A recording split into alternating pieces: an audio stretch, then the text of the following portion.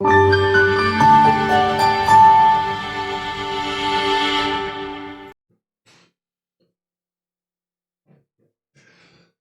안녕하세요. 반갑습니다. 저는 안산대학교 경영학과 오종철 교수입니다. 오늘 위대한 경영자들의 삶과 말 여섯 번째 시간, 여섯 번째 인물을 소개해드릴 순서인데요. 여섯 번째 영상을 준비하면서 앞에 다뤘던 인물들을 다시 한번 쭉 살펴봤거든요. 뭐 실패하더라도 긍정적인 생각으로 열심히 해라. 대부분 이런 이야기들이었던 것 같아요. 그렇죠? 마치 제가 설명하면서 꼰대가 된 느낌이랄까요? 이런 게 있더라고요. 근데 제 꼰대 입장에서 한번 이렇게 생각을 해봤는데요. 너무 맞는 얘기인 것 같아요. 예? 그죠? 좋은 이야기, 또 치열한 그들의 삶도 너무 사실은 부럽기도 하고 멋있기도 하고요. 드라마틱한 그 인생 이야기들, 사실은 너무 닮고 싶고 이렇더라고요. 그럼 이제 꼰대가 된 거 맞겠죠? 예. 예, 아무튼 꼰대 오종철 교수가 전해드리는 위대한 경영자들의 삶과 말, 오늘 그 여섯 번째 인물인데요. 오늘 그 인물은 제가 참 좋아하는 분이에요. 제가 경영학을 전공하면서 아마 거의 처음 만났던 사람 중에 한 분인데요. 이제 책으로요. 예, 우리나라 산업화의 선봉장이자 또 우리나라 대표 기업이었던 현대그룹을 창업하고 한때 정치인으로 대통령 선거에도 출마하셨었던 아산 정주영 회장님이십니다. 아산 정주영 회장님은 1915년에 태어나셨고요. 저 강원도, 지금은 이제 북한 땅이겠지만, 강원도의 부유한 가정에서 6남 2녀 중에 장남으로 태어나신 걸로 알려져 있어요. 자서전에 나온 표현으로 보면 공부가 싫었다고 하시더라고요. 공부가 싫었고 자기는 돈 벌고 싶었다고 하셨어요. 그래서 초등학교, 지금으로 하면 이제 초등학교인데 소학교를 졸업하고 나서 수차례 가출을 해서 집에서 훔쳐나오기도 하고 이래서 가출을 하고 그러다 끝에 한 7, 8년 후겠죠. 19살 되던 해 인천의 쌀가게에서 쌀가게를 오픈하면서 이제 인수 받은 거죠. 그러면서 나름대로의 첫 성공이라는 것들을 거두게 됐다라고 말씀하세요. 이후에 1945년에 일제가 이제 해방되던 시기겠죠. 일제에서 해방되던 시기에 현대그룹의 모체가 되던 현대자동차 공업사를 설립하기까지 젊은 시절에 굉장히 다양한 일들을 하셨어요. 그런데 시기가 시기인지라 아마 많은 실패를 경험하셨던 것 같고요. 당시에 해방 이후에 우리나라 이제 정부가 수립되기 전이니까요. 미 군정이 있을 텐데요. 그때 미 군정의 도움으로 현대자동차 공업사가 크게 성공을 하게 되고요. 1947년에 현대토건사라는, 지금 현대건설의 전신이 되는 거죠. 현대토건사를 통해서 건설업을 시작하면서 기반을 닫게 돼요. 1950년에 6.25 전쟁이, 한국전쟁이 발발을 하죠. 1953년에 전쟁이 끝나고 나서 한국전쟁 이후에 우리나라는 거의 폐허가 됐었던 상황이잖아요. 그때 미국의 주도로 재건 사업이 진행이 됐는데요. 우리나라에 무너진 건물, 도로, 이런 철도, 이런 여러 가지 것들, 도시를 세우는 그 건설을 할 수 있는 역량이 있는 기업이 사실 현대건설 정도밖에 없었거든요. 그때 거의 독점하다시피 해서 굉장히 큰 성공을 거두게 되는 시발점이 됩니다. 이렇게 창업 초기의 스토리들을 좀 살펴보면요. 정주영 회장님은 시기적으로도 굉장히 타고났던 것 같고요. 아마 그 어렸을 때부터의 그 감각적인 부분들도 있었던 것 같고요. 또 그런 어떤 관계 맺는 것들을 통해서 어쩌면 굉장히 탁월한 경영 능력을 가지고 계셨던 것 같아요. 1967년에 다시 자동차 산업에 뛰어들어서 현대자동차 주식회사를 설립하시고요. 1970년에 현대시멘트라는 것들을 통해서 건설과 자동차와 시멘트라는 이 삼각편대를 딱 만들어 놓고 1971년 현대그룹이라는 것들을 창립하면서 대표이사 회장으로 취임하시고 현대그룹이 점점점 이제 글로벌 기업으로 성장하게 되는 출발점이 되게 됩니다. 정주영 회장이 가지고 있는 굉장히 그런 사업에 대한 스토리, 성공 스토리들이 굉장히 많이 있는데요. 그 중에 몇 가지 정도만 간단히 설명드리도록 하죠. 우리나라가 조선 사업으로 먹고 살아야 돼. 우리나라는 자원이 없기 때문에 배를 만들어서 물건을 이렇게 무역하는 데 활용할 수 있는 역량을 키워야 돼 라는 생각을 가지고요. 정주영 회장은 1971년 조선소를 지을 수 있을 만큼의 큰 돈이 필요했어요. 그 돈을 빌리기 위해서 유럽을 막 돌아다녔었거든요. 근데 그 당시까지는 사실은 한국은 아무것도 없었던 시절이잖아요. 돈도 없고 이름도 없고 어떤 것도 없는 상황에서 현대 조선소가 있는 울산의 미포만이라는 곳의 사진, 진짜 아무것도 없는 허화 벌판에 그 만, 자기가 가지고 있던 땅, 그리고 이 유조선을 만들었었던 다른 회사에서 빌려온 설계도, 이거 두 개 가지고 유럽을 돌아다녔다고 해요. 특히나 이제 영국에서 돈을 빌려달라고 갔더니 뭐 사실 꽃방귀도 안 끼겠죠. 전쟁을 겪은 지 한 20여 년밖에 지나지 않은 아직 폐허 같은 나라에서 알려지지 않은 그 사람이 누군가가 와서 돈을 빌려달라고 얘기하면 누가 빌려주겠어요. 그렇죠? 빌려주지 않는 그 상황에서 정주영 회장이 딱 주머니에서 500원짜리 지폐, 지금은 이제 뭐 박물관에서나 보겠지만 그 당시에 있었던 500원짜리 지폐에는 이순신 장군의 그 거북선이 그려져 있었거든요. 그 거북선을 설명하면서 당신네 나라 영국이 함대가 유명하다고 하지만 당신네 나라보다 300년이나 앞서서 1500년대에 벌써 우리나라는 이렇게 대단한 조선 기술을 가지고 있는 나라다. 우리가 이거 못할 능력이 어디 있겠냐라고 설득을 해서 영국으로부터 조선소를 지을 수 있는 거대한 자금을 빌려오게 돼요. 진짜 어이가 없는 이야기지만 이게 실제 이야기잖아요.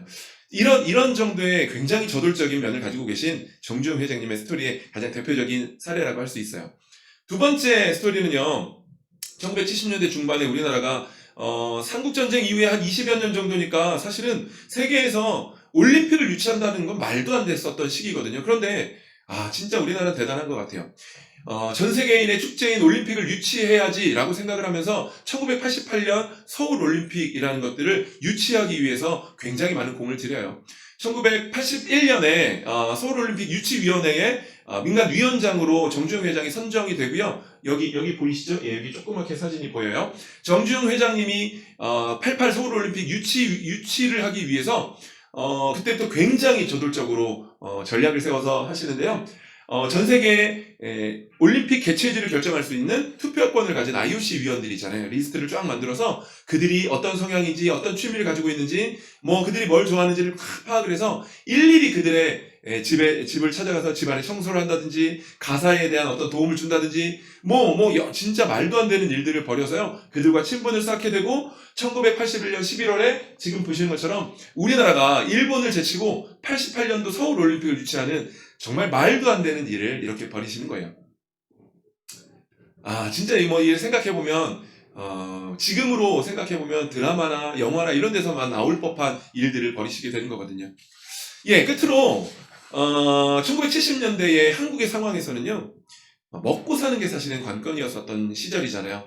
저도 1970년대 출생자이기는 하지만 잘은 몰라요. 그렇지만 많이 들어서 알죠. 먹고 사는 게 사실은 관건이었었던 시절이어서, 초대형 국토개발 프로젝트라는 것들을 통해서 농사 지을 수 있는 땅을 확보하는 거, 산악지형이기 때문에 산이 굉장히 많기 때문에 그걸 하는 것보다 바다를 메워서 거기를 농경지로 만들어서 식량을 만들어내거나 어떤 이제 축산업을 하거나 이런 것들이 필요했었던 시절이거든요. 그래서 충청남도 서산에 땅을 메워서 바다를 메워서 거기를 간척 사업을 해야지라고 생각을 하고 추진을 하는데요.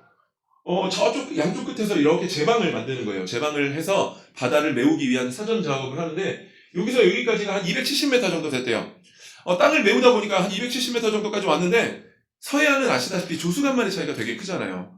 그래서 이쪽이 높아지면 물이 엄청 빨라지는 거예요. 물살이 초속 8m 정도 됐다고 하더라고요. 그만큼 굉장히 빠른 밀물과 썰물이 있어서 더 이상 여기를 메울 수 있는 상황이 아닌 거예요. 거대한 돌을 갖다 집어넣어도 이게 막 쓸려 내려가 버리는 거죠.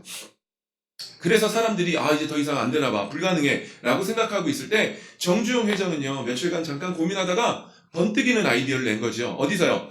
자기네가 가지고 있었던 현대 미포조선소에서 해체하기 전에 이 유조선을 끌고 온 거예요. 저 남해안을 돌아서 서해안까지 끌고 들어와서요, 그 유조선을 이 270m가 넘는 유조선을 여기다 딱 갖다 놓고요, 유조선에다가 바닷물을 채우는 거죠. 그러니까 유조선이 어떻게 돼요? 바닥에 가라앉을 거고요. 이게 제방의 역할을 하고요. 이제 물이 왔다 갔다 하는 것들이 물살이 약해졌을 때 여기를 메우고 유조선을 치우면 되는 거죠. 와, 이렇게 간척 사업에서 보여주셨던 이것들이 지금 현재 간척 사업의 폐 유조선을 이용하는 것들을 정주영 공법이라고 불리울 정도로 대단한 아이디어를 내시는, 사실은 어떤 일에 대한 목적 이런 것들을 가지고 있었기 때문에 가능했던 일이 아닐까라는 생각을 해봅니다. 이처럼 불가능한 상황에서도 모든 것을 가능하게 했던 정주영 회장이 오늘 우리에게 전해주시는 명언을 한번 알아보도록 하겠습니다. 오늘의 명언은 바로 이봐, 해봤어입니다. 사실 오늘 이 명언은 추가적인 설명이 필요 없을 것 같은데요. 오늘 소개한 사업의 스토리를 통해서도 충분히 설명되었을 것 같아요. 저를 비롯해서 정주영 회장님에 비해서 우리들은 좋은 여건에서 태어났고요, 좋은 여건에서 살아가는 것 같아요. 그런 우리들은 보통 뭐라고 얘기하냐면 어떤 의사결정을 할 때 합리성, 현실성, 성공 가능성 이런 것들을 판단해서 이걸 하는 게 맞을까 아닐까 뭐 이런 것들을 고려하게 되거든요. 어쩌면 우리들은 합리성이라는 걸 망설임을 포장하는 개념으로 사용했던 것 같아요. 망설임이라는 것들, 이걸 하는 게 맞을까 아닌가 이런 것들이 아마 우리에게 주어진 여건을 우리가 쉽게 헤쳐나가려고 하지 않고 그런 개척 정신과는 동떨어진 삶을 살고 있지는 않았는지 되돌아봐야 하지 않을까 생각해봐요. 오늘 우리들의 앞을 막고 있는 벽이 있을 때요, 그 벽을 한번 부딪혀보고 그 벽이 무너질지 안 무너질지를 가늠해보고 얼마나 단단한지를 한번 확인해보고요. 이걸 무너뜨리려면 어떻게 해야 될까? 어떤 도구가 필요할까를 경험해 봐야 하는데 그런 것들조차 해보지 않고요. 이건 내가 할 수 없는 거야 라고 이미 불가능하다라고 선언해 버리는 것들, 이런 것들이 지금 우리가 이야기하는 합리성, 현실성이라고 하는 것들이 아닐까라고 생각해 봐요.